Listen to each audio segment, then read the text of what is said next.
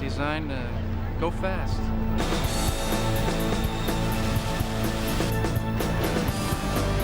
In 1980, Les Shockley unleashed a beast onto American drag strips. A 36,000 horsepower triple jet powered semi-truck that could outrun airplanes and melt asphalt.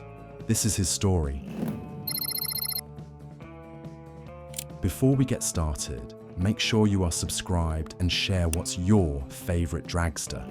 Ever wonder what would happen if someone strapped 3 fighter jet engines to the back of a semi-truck? In 1980, Les Shockley didn't just wonder, he actually did it. The result wasn't just a vehicle, it was a natural disaster on wheels.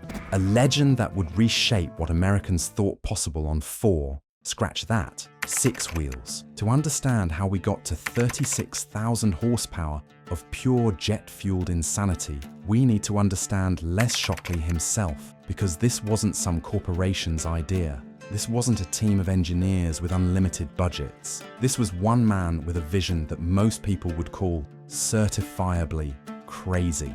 Les wasn't born into the jet age. Like most hot rodders of his generation, he cut his teeth on gasoline engines, wrenches, and the smell of burnt rubber. Traditional drag racing, pistons, crankshafts, transmissions, the mechanical symphony that had defined American motorsport for decades.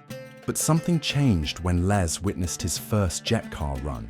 You know that moment when your entire perspective shifts, when possibilities you hadn't even considered suddenly consume your every waking thought. That was Les watching those early jet dragsters tear down the strip. It wasn't just the speed that caught his attention, it was the raw, primal spectacle of it all. The flames, the sound that punched you in the chest from a quarter mile away, the look on people's faces when something that shouldn't be able to move that fast did. By the late 1970s, Shockley wasn't some newcomer to the jet car scene. He was already running single-engine jet dragsters that were drawing crowds and dropping jaws. But for Les, that was just the beginning, a warm-up act for what his mind was really cooking up. See, Les Shockley understood something fundamental about entertainment. If one is good, more is better. And if more is better, then 3 must be spectacular. That's right. 3 General Electric J-34 jet engines, the same engines that powered the Navy's T-2 Buckeye trainers, each one capable of producing 12,000 pounds of thrust. Do the math. That's 36,000 pounds of pure, unleashed propulsion. But here's where Les's genius really showed. He didn't mount these engines on some purpose-built, stripped-down chassis. No, that would have been too predictable. Instead, he bolted all 3 engines to the back of a fully functional Peterbilt semi-truck. Let that sink in for a moment. A semi-truck. The same basic shape and structure as the 18-wheelers hauling produce on the interstate. Except this one could outrun a fighter jet on takeoff. They called it Shockwave. The name wasn't just a play on Les's last name. It was an accurate description of what happened when all 3 engines hit full afterburner. The air literally compressed into a visible wave that rippled out from the truck, distorting everything behind it, like a heat mirage on steroids. Shockwave wasn't just powerful, it was an engineering marvel. Les had to completely reinforce the frame to handle forces that no truck was ever designed to experience. He installed custom afterburner control systems, multi-stage parachute deployment mechanisms, and a cockpit bristling with gauges and switches that would make an airline pilot feel at home. The cooling systems alone were a masterclass in thermal management. When you're dealing with exhaust temperatures that can reach 1,500 degrees Fahrenheit, hot enough to melt aluminum, keeping things from catastrophically failing becomes an art form. This wasn't some cobbled-together experiment. This was meticulous engineering disguised as madness. Les Shockley wasn't just playing with fire. He was controlling it with scientific precision. When Shockwave made its debut in 1980, people literally couldn't believe what they were seeing. Here was a semi-truck, a vehicle type synonymous with slow and steady, ripping down drag strips at speeds that made dedicated race cars look like they were standing still. The numbers were staggering. Quarter-mile times in the 6-second range. Trap speeds over 300 miles per hour. a top speed capability of 376 miles per hour, in a vehicle that weighed 16,000 pounds. But Shockwave wasn't content with just drag strips. Les took his creation to air shows where it would race and beat aircraft during takeoff. Picture it, a semi-truck racing alongside a plane, both accelerating down the runway, and the truck pulling ahead as spectators lose their minds. And then there were the flames.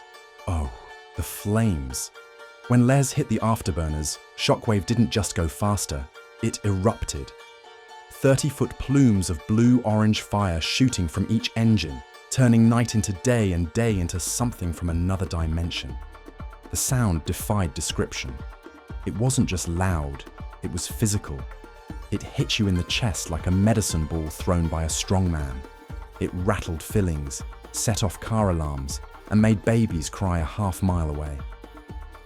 If you were within a quarter mile when all 3 engines spooled up to full power, you didn't hear Shockwave. You survived it. Les painted his creation in patriotic red, white, and blue, with stars and stripes that blurred into a psychedelic smear as it thundered past. Because when you build something this outrageous, subtlety isn't exactly on the menu. The crowds, they went absolutely berserk. This wasn't just another car going fast. This was sensory overload on a biblical scale. People who witnessed Shockwave run would talk about it for decades.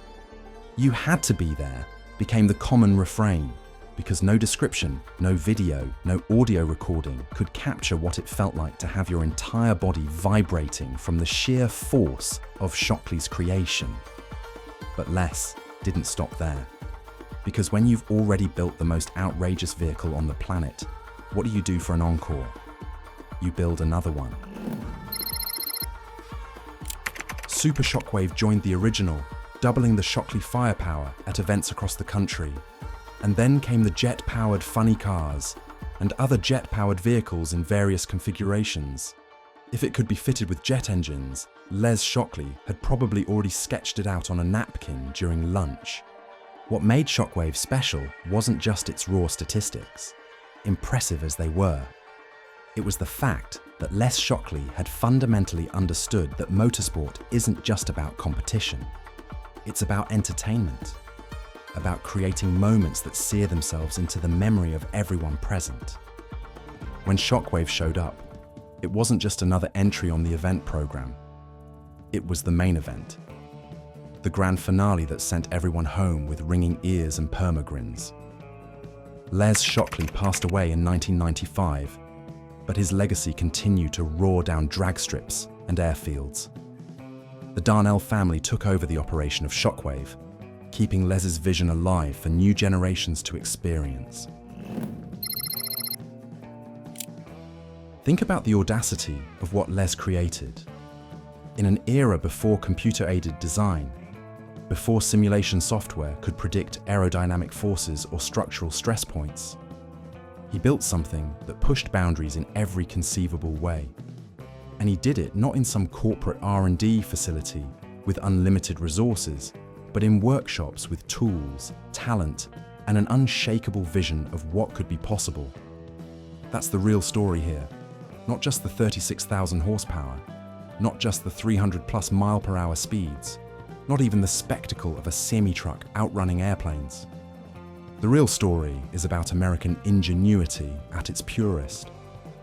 About seeing possibilities where others see limitations. About having the courage to build something so outrageous that it forces people to recalibrate their understanding of what's possible. Les Shockley didn't just build a jet-powered truck, he built a legend. He created something that decades later still defines the outer edge of automotive spectacle. In a world where we're increasingly told what can't be done, where regulations and restrictions narrow our horizons, the story of Les Shockley and Shockwave reminds us of a time when someone could look at 3 jet engines and a semi-truck and think, yeah, those belong together. And then actually make it happen. That's not just drag racing history, that's American history. The history of people who don't just dream big, they build big. They build machines that defy expectations, challenge assumptions, and leave tire marks on our collective memory that will never fade away. Les Shockley's 36,000 horsepower Shockwave wasn't just a vehicle. It was a statement, a fire-breathing, earth-shaking declaration that the limits of what's possible are always farther out than we think. And sometimes all it takes is one man with a vision and 3 jet engines to prove it.